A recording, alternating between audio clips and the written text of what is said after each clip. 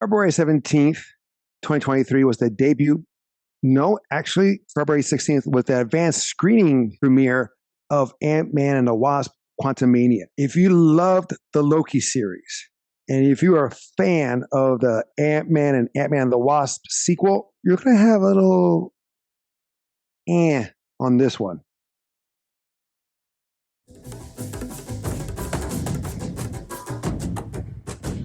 Spoilers. Welcome back to A Tales of Two Bros, where I am clean shaven and Adan is like a hairy ape. Wow.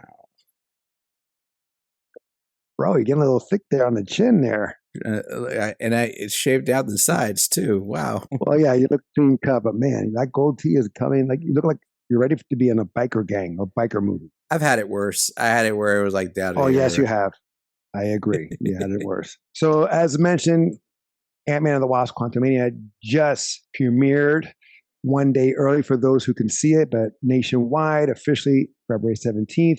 By the time we review this, I have mixed feelings with this. Out of the trilogy of the Ant-Man movies, of course, you had Captain America, Civil War, and the Avenger films, spin-offs, whatever. But with Ant-Man alone, the three films, this felt very Marvel in comparison to the other two. The first movie was more of like a heist film, where the second one was more like a rescue film. Here, it just went right into it with the special effects, the aliens, and the little more humor than before that we were used to with the previous Ant-Man films.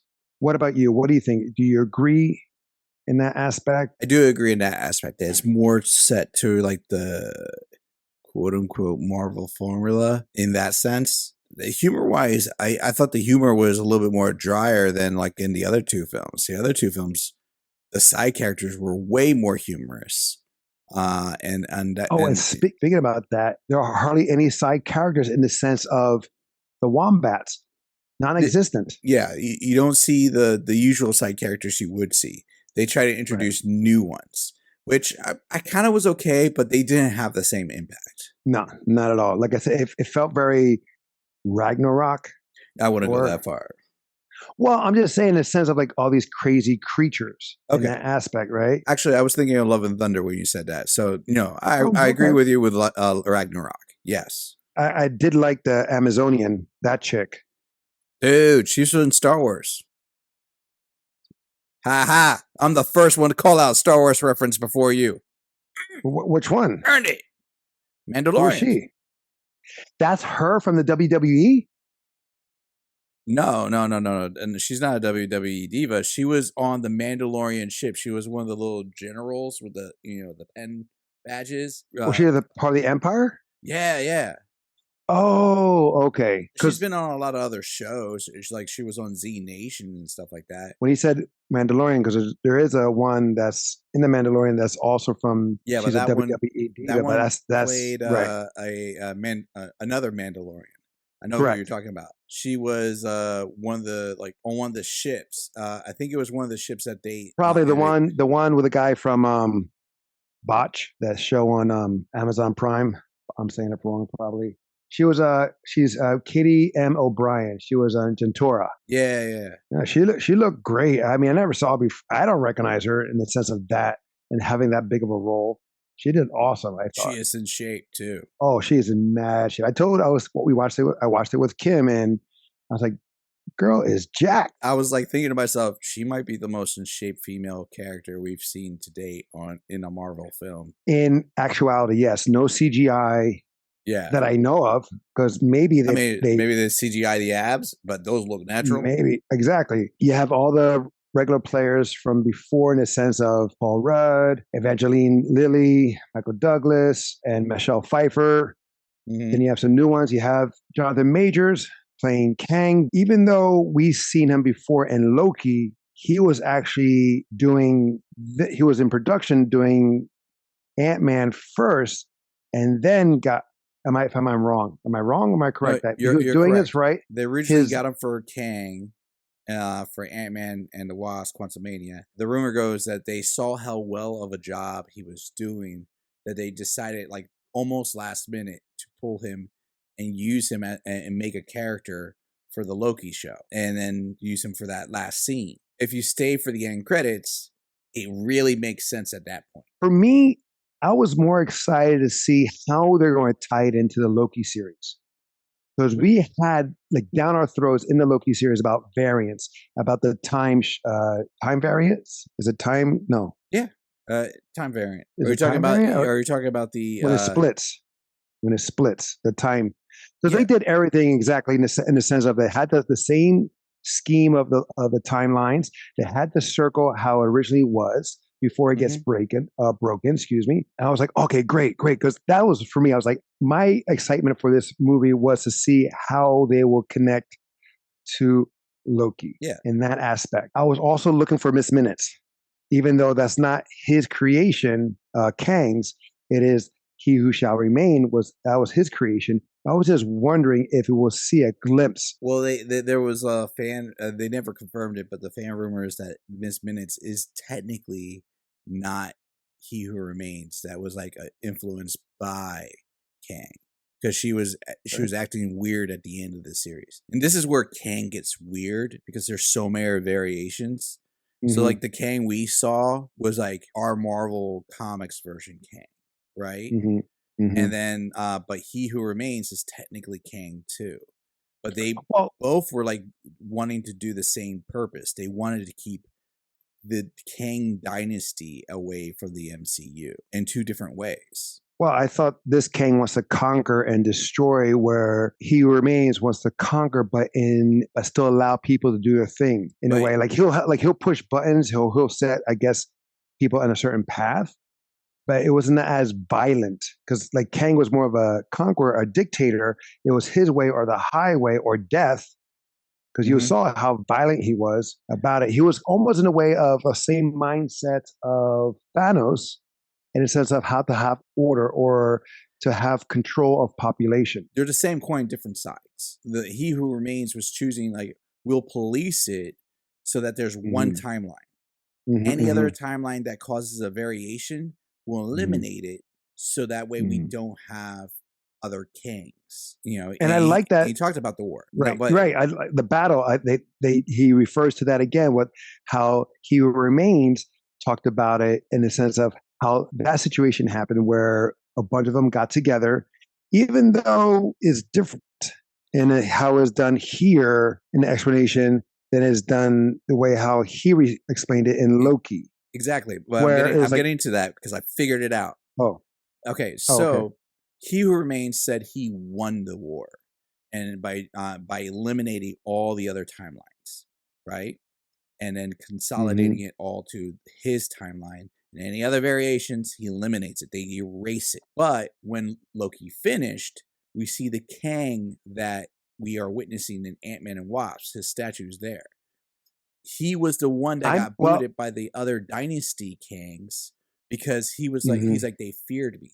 They couldn't kill me. They could only imprison me. When they got a glimpse into his memories and his minds, she explained like, you are erasing timelines. You're eradicating. He was doing the same thing that He Who Remains did, but she was only getting an idea. He was actually eliminating all the other timelines so that he could be the one who remains and become He Who Remains. Okay, but he was doing it a more violent way. Well, he was doing it one-on-one his way by whatnot, where the other one incorporated a time-absorbing beast. Your definition of violence is like two different things. Yeah. I couldn't help but think of Planet Hulk or Worldwide Hulk, where he said that, because it was similar with that, where a bunch of people said he was too dangerous, Hulk that is, and put him in a ship, put him in certain coordinates, and sent him out into where he was. And this is how they did with him in that sense, where they put Kang in a ship and he ended up being in Quantumania. I saw the similarity in that aspect. I like that the scars, because in the comic book, it was just more of like how it was designed, but they were like scars. And it's not just him. Some other variants has it as well. Some do not. But some, yeah, exactly. I kind of like it. It's actually a pretty cool look. Jonathan Majors, you've seen him before in other shows. For me, it was the first time was in Loki. He blew me away. Here, not so much, but still good enough. It was still like I see a difference. He didn't play the same person. He didn't play the same character. He clearly enveloped another persona altogether, which it should be in the sense of a multiple or a variant, if you will. We saw that in Loki with Loki's variants. He had similar, the same. He played multiple variations of himself as well. You have the female version. You have the older Loki. You have the young Loki. You have the black Loki. The Gator. Loki, Gator, Loki. Anyway, now I have to say I wasn't impressed with Catherine Newton, who played Casey Lang. I wasn't really impressed with her. She was all right to me. I was hoping they kept the same girl that was in Endgame. I was hoping there was really no need to get a new actress for this character. To me, I'm sorry, her head shape. I know I'm being, what do you call it? Yes, superficial. Her head shape, it was just like, the wig was so obvious. I was like, and then from Endgame, there was no showing of her being highly intelligent. Granted, there's not that much scenes showing that to display that.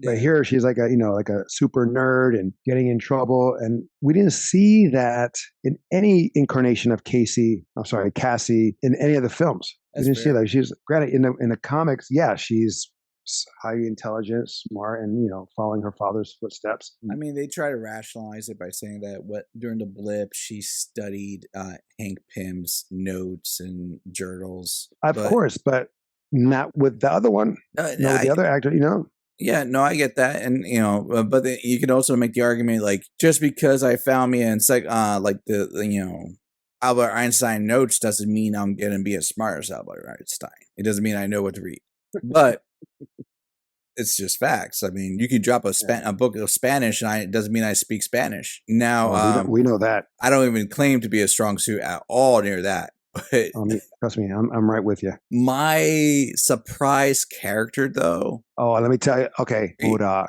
MODOK. But no, not just who MODOK, because I knew he was coming, but who MODOK actually was. Darren. That was, yes, Darren. I was like, that's an interesting take. Yeah, which I thought was kind of cool. It was cool because it made sense because it tied in the first movie into this. Yeah. So they brought it all together. But I'm sorry, that face does not match the original actor. Well, I know he's very Humpty Dumpty with a big head, but at the same token, I mean, he looked like Casey, excuse me, I keep saying her name wrong. Well, it was all CGI'd out. No, I understand, but Casey doesn't look like the original Casey, even the girl or the older version. She doesn't look like her at all. This one does not look like him at all, even though it's the same actor playing, doing the voice. I was like, okay. And then you have a special appearance by Bill Murray, which was awesome. Bill Murray was great. Like I always said this, like a lot of comedic stars have something in, like there's always something. And I don't want to say this about all of them. A lot of them are very in touch with like their dark side or like traumatic stuff. So like when they first come in and like he gets serious, the entire tone changed. Well, don't forget, Bill Murray did a lot of serious films. He just not just do comedy films all his career. He did a lot of major serious films, and he had a touch here with a balance of comedic and seriousness here. I was hoping to see more of them, though. Oh, me too. So those are two, for me, the highlights of the show, of the movie. Some of the funniest parts were with MODOK. Yeah, exactly. And where like at the end when he's dying and he's like, you were always like a brother to me. Hank and Scott, like, what? Yeah. And then he puts a hand on the face. He starts rubbing it. It's like, oh my God, that's scary. And she's like, just like, there's always time to stop being a dick. But that was like overdone, like overkill.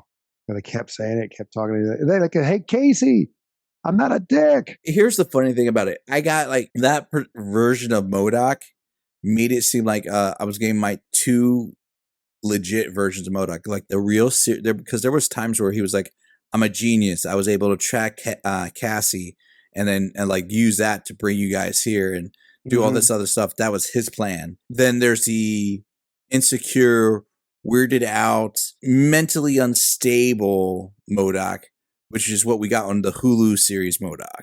Correct. This one was like the the two, like you said, like he was suffering from bipolarism. I And guess, yeah. but you would think that he would be more angry or have more contempt on Scott and on Hank and even Hope because of the betrayal that he had because he was very narcissistic in the first film, and he wanted to be all powerful, what have you, and then that got shut down. So you would think we a little bit more from that, but it wasn't really. It's more that he was more unstable. More like an insecure boy trying to speak out. Yeah, or speak up, but which he kind of was insecure in the first movie. True, yeah, he was trying to get his through Hank his father's approval. Yeah, using Hank as a father figure. He kept referring to himself as the prodigal son instead of Hank referring to him. So yeah, he definitely had like daddy issues based on that. Is there a moment that you really like stood out? Oh, action wise, a lot more action than the first two combined. Absolutely. That's why to me it felt very Marvel because it was action driven. Before, like I said before, the other two were story driven with the action being added. Here was more about the action with story put in. Before I get to the better moments, I will say this. Even though it didn't really go into it as much, I think it's a better interpretation of Multiverse of Madness than Multiverse of Madness. Oh, yes. Far from it. I mean, far from it? Yeah. What? Far from it? Well, I know what you mean. Like, it's far from what Doctor Strange was. Yes, but in a better way. I thought the graphics are great. At least they held up way better than Doctor Strange in some areas. The concept of possibilities and the multiverse was touched on like several times, and like literally, that's what it is. It's the concept there. The only difference is they kind of focused in the quantum zone, but like the fact they was splitting. That's a whole.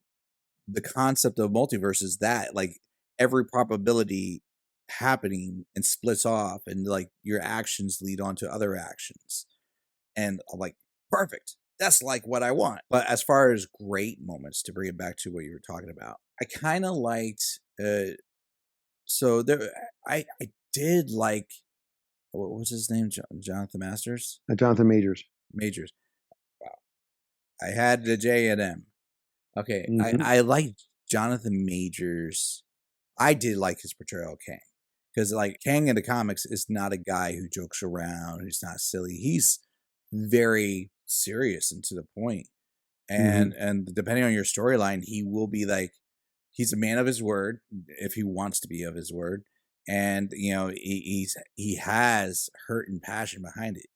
So like he'll stand by it if he feels like he needs to. So I kind of like those moments that he was giving. But when he let out and he was about to fight, and he decides to take on like literally the rebellion himself. Okay, this is why he's a conqueror. He didn't use like all his weapons. He just used his suit. He was like more like Darth Vader at the end of Rogue One. Very much taking down all those rebellions, because that's what they were. They were rebels.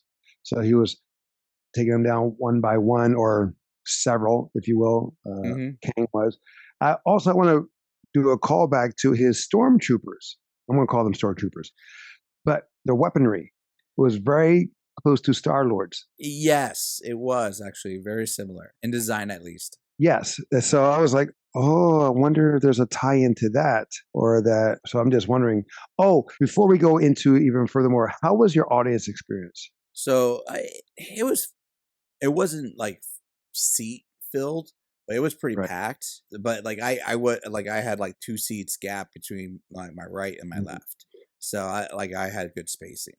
You? Not that packed because there was multiple screens going on at the same time. IMAX was packed because I saw that on the thing, and for the time that we saw it, IMAX was not available, so we went to another screen. But here's what I hate about going to the movies, because it just seems like we're a magnet for dickheads. Because we booked it last night, yesterday, like the time when to get it. Like we saw like where like it was pretty empty overall. Like we booked it where no one can sit next to us. You have assigned seating. Yes, assigned seating. We get there and a mother effer booked his seat next to Kim. I was like, what? Like, on an empty theater, why would you freaking sit with someone like shoulder to shoulder when there's no freaking need? He actually called in an usher. Yeah. So when I saw that, I was like, are you freaking kidding me? Like, I raised my voice, like, in an empty theater, you want to sit next to us. In an empty theater, you want to sit next to us. Really? And he was like, I'll sit over here. He's like, yeah, thank you. The rest of the row is empty. He wants to sit next to us. And that just irks me to hell. Like, I can understand He that doesn't there's like being alone. maybe not. But the thing is, in an empty theater, why would you do that? It's not that packed. We had maybe 20 people in that theater. This might sound crass, but that's the kind of guy that like you may have like a whole row of urinals, and you're Oh going yeah, he into says that, he's right next and, to you. and he stands right next to you. I'm like, Or like you have a clearly put one right. urinal gap. That's common courtesy. Or like you have 3 rows of treadmills, Mm-hmm. and that one person sits up right next to you, even though there's like 3 other rows that are empty. That's why I don't like going to the theaters, because people are so inconsiderate, and there's always us. Like, we'll either sit somewhere and Kim's getting kicked by someone in the next row, or they sit right next to us, or they're on their phone, or like blah, blah, you know, it's just like something or another that is like we're just magnet to assholes. It's like, wow. But it happens a lot with us, apparently. Did he clap at least at the end? I did. On the second end credit, I did, because that's what I was looking for. Yeah. But before we go that, did you see what are the previews about the Boogeyman? Yeah, I did. And who was in it? Before. And who was in it? Kurt from the Wombats. Wow. He put on he got a little bit thicker. And what did he say in Ant-Man 2? Baba Yaga. Baba Yaga. Right. And who was Baba Yaga? The Boogeyman in John Wick. So I just saw that. I was like, Speaking wow. of which, did you see the John Wick trailer? Yes, with Scott Adkins playing the fat guy. That's all I'm going to say. And the John Wick trailer. That was your takeaway. Scott Adkins playing the fat guy. If you know Scott Adkins, that it is very funny too. But not just that, but I'm sorry, Donnie Yen, this guy is so freaking charismatic. The way he moved that sword, and he's just like, dude, he's such a scene stealer. It's insane. Yeah. But let's go back. Yeah, Jonathan Majors, again, stole the show. Clearly. He's a force to be reckoned with. I would say he's the strongest performance of the film. No doubt. You have some things here where kind of cliche, but I guess it can't be, it can't be an Ant-Man movie without ants. Or a heist. True, but more of the ants, because it's called Ant-Man, right? Who's Linda? He referenced Linda. And I recognize that in the comics. There's a Linda that Ant-Man was involved with besides Janet. Oh, I don't know. I was thinking of Costa, which was like a female version of Ultron. True. He made. But that's a different person. If you're listening or watching this, please comment below or send who us is an Linda. email. Now let's go to the end credits. So in the end credits, there's 2 of them, and the Kang variants all gathered together, and the ends where they're all in a pit, like a fighter's pit. Looks like towards the end. The main one, kind of like the Coliseum. I guess they're gonna have a fight off. No, it's like to me, I interpret it as like it's like you're gonna have your main Kangs, like one of them was clearly Amentet, the Pharaoh version. The other 2 I'm not familiar with. So like I imagine those are gonna be probably like the 3 main ones that they're probably gonna meet up in the middle, and then all the other Kangs are like the audience hearing them out. Okay, but do those 3 represent the tribunal? The tribunal? Yeah, you mean some Time Masters or something like that? Well, yeah, because there's 3 of them. They possibly. And in Loki, we saw them. There was 3 of them. It could be like kind of like what classically in the comics you have Kang, right? Then there's Immortus. Then there's Kid Iron Man, who turned out to be young Kang, and he was like super teched out. There's Amentet, like you're different versions of Kang, basically. If I'm thinking about it now, what if it's like this? Like the one that with the goatee beard, like the beard style, he's like Immortus, because Immortus had that weird beard look. Then we had, of course, Amon Tut, and then we had Kid Iron Man. I know he went by a different name. I can't remember his name.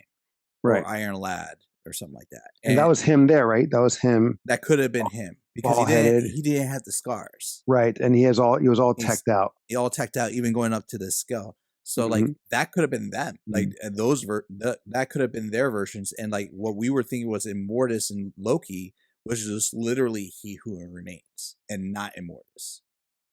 Because there's just so many variants and versions of him that you really can't get rid of Kang. He just exists in one way or the other. I mean, they think that he died. They think he's dead because of what happened. As we know from the end of season 1 of Loki, he is not. And then on the second end credit scene, we see that we're in like the 20s or the frontier where Kang or Jonathan Majors, whoever you want to assume who it is, that he's talking. And then there's a quick shot of Loki and Owen Wilson's character. I can't remember his name right now, but Mobius, not Morbius. That they're together talking. I was like, and that was when I cheered. When my questions were finally answered, I got excited. I cheered. I was like, yes. I think Kim said, oh. Yeah. No, it's like, everybody in the theater clapped for that too. There was one guy I overheard that say, he's like, you know what, I didn't get it because I didn't watch the season. The first season. Oh my God.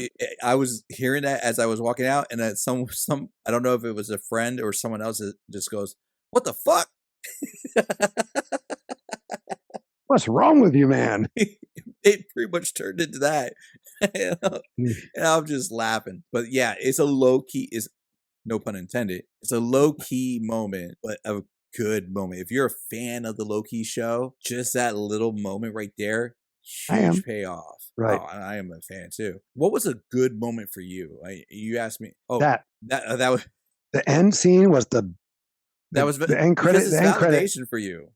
Yeah, like I said, I was waiting. I wanted to see connections. Like anything that actually referred to the Loki series got me excited. Yeah, that was pretty much it. You know, like I saw that, and Kang was talking about when they all fought to find out who was the one, right? Trying to fight each other to kill and to be the superior one.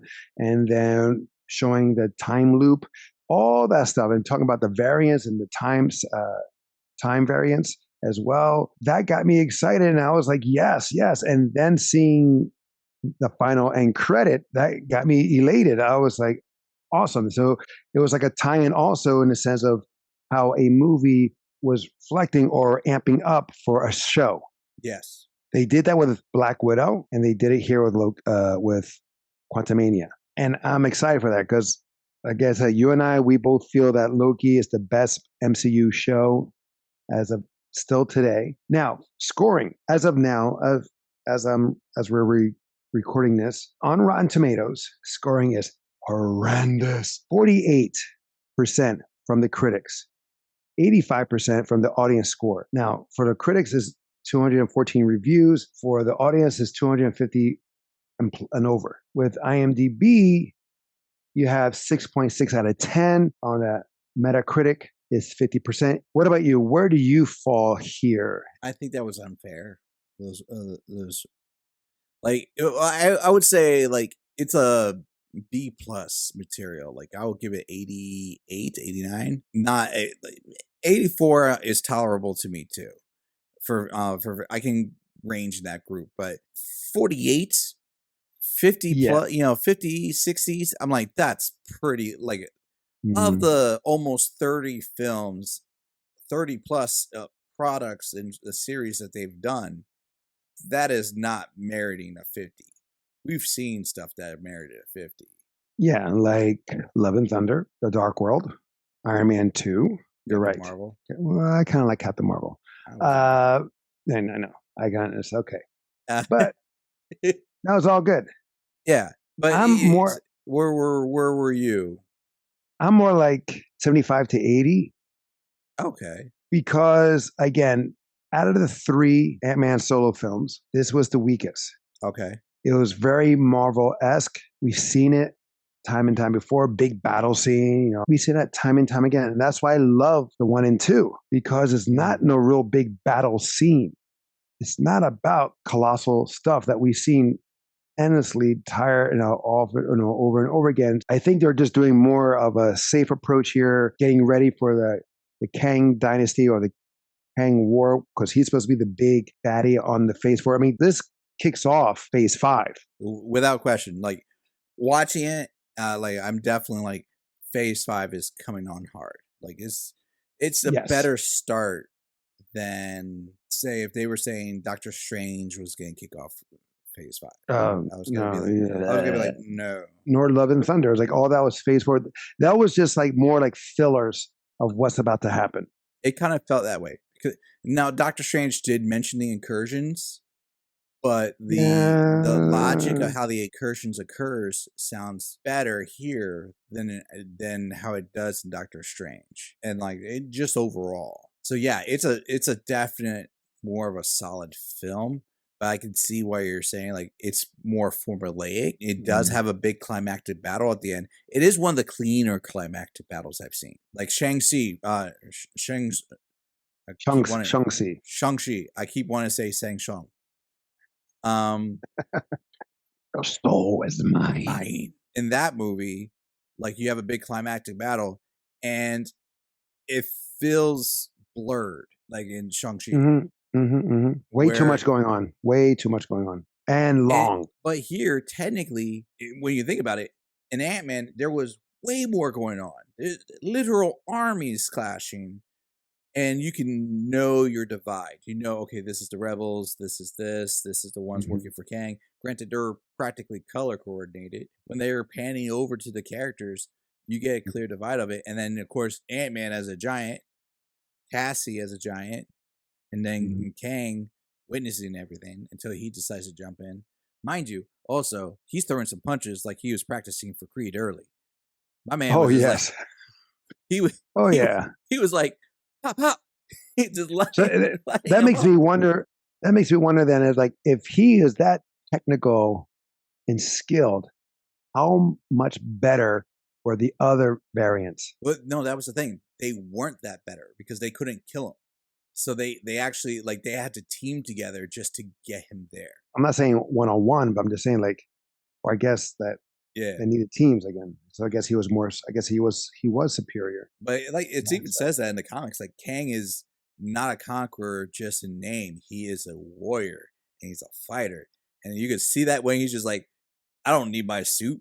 I'll just like beat the living daylights out of you with my bare hands. Well, he couldn't use the suit because it got malfunctioned. Well, a wall exploded in his face.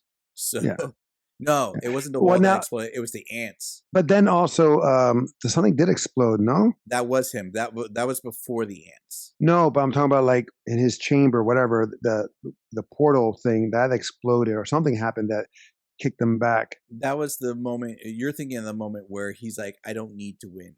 I just need us both to lose." Oh, that was Scott, right? Yeah. But and that scene was like also redundant to or a callback to the first Ant-Man, where Darren or Yellow Jacket gets sucked into the Quantumania or Quantum Zone, where he did the same thing, where he gets sucked in deeper too, because already in the Quantum Zone. So where else could he go? Well, that's what Scott Lang did. He just shrunk down even further to get inside the device.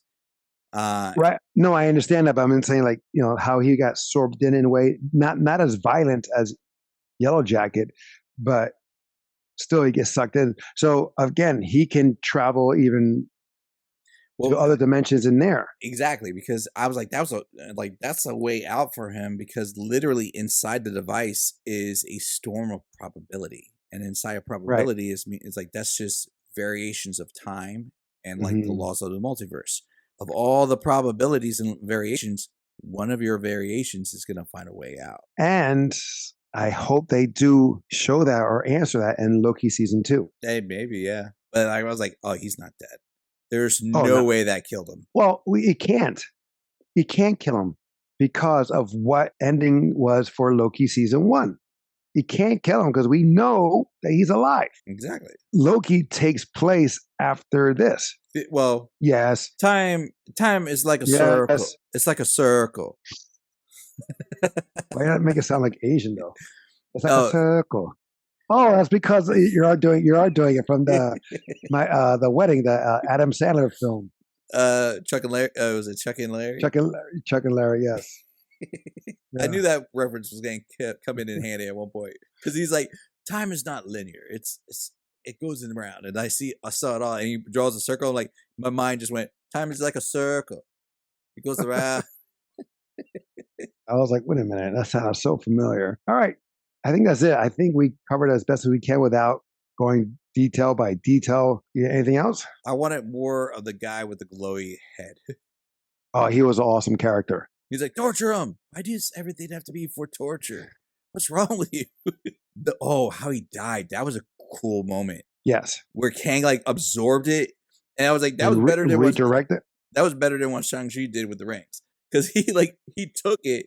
It was like Avatar the Airbender where Zuko did the lightning. He just took it, redirected it, charged it with his own energy, and blasted it right back into his head. I was like, oh, shit. All right, guys. That is it for us on our marvelous review of Ant-Man and the Wasp, Quantumania. If you have a movie for us to review, please email us at talesoftvbros@gmail.com.